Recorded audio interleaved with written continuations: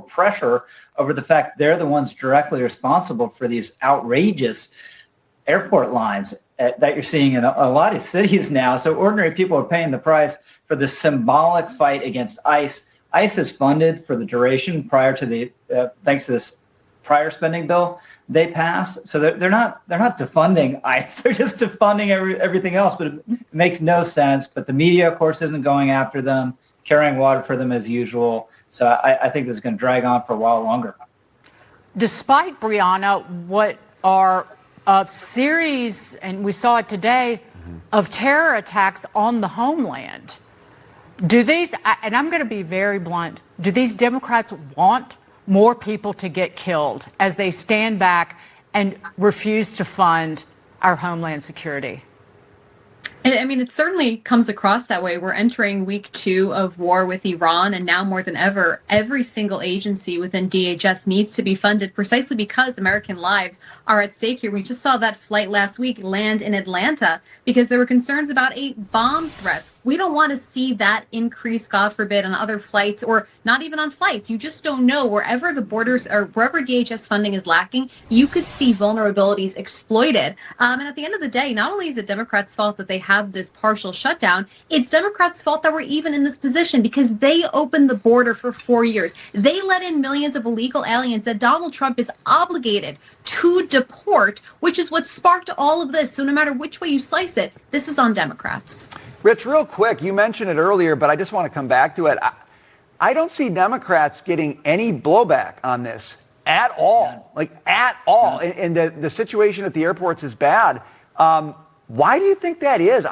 I'm surprised by that. What do you think? It's so maddening because the usual rule of a government shutdown, if you're the precipitating actor, right, you just didn't want to keep spending at current levels or whatever, and you cause the shutdown, the media would say you're terrible, you hate people, blame you, there's all sorts of pressure on you, and you'd have to give up without getting your goal. That rule was broken. First government shutdown in this second term, and now it's being broken again. And it's just sheer partisanship on the part of the media. I think Republicans are going to have to figure out a way to pass this on their own, perhaps in a second reconciliation bill that would include the increased defense spending that Trump wants, and this as well. Because it's their power over the people. And it's a general lack of empathy toward the working people. Moving on to this. So Washington State has passed a millionaire's tax, and New York Democrats are looking to formally back Mondani's tax the rich pitch.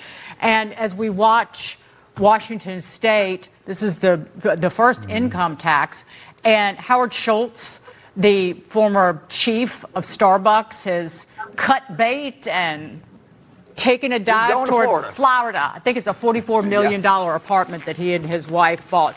But bigger than that, it's not about the individual. It is about the jobs and the job creators. And Starbucks, as an example, has opened a hub in, I believe, Nashville. So it's not about just sopping the rich. It's about eventually the businesses, Brianna, will leave. I hope they do.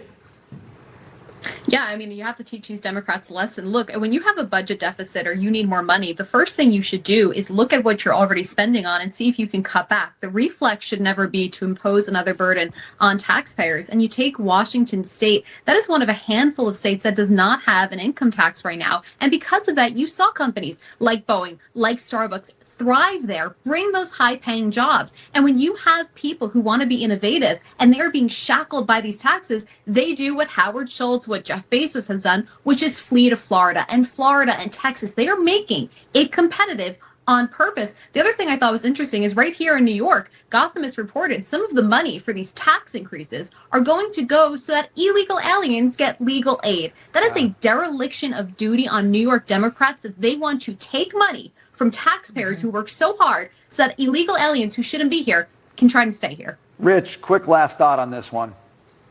Look, the Democrats are going to ultimately pay a big price for this because you're seeing red states in the South and places like North Carolina, Tennessee, Florida, Texas gaining population in part because of these policies. They're going to gain congressional seats over it. They're going to gain electoral votes over it. And eventually it's going to become much harder for Democrats to win elections.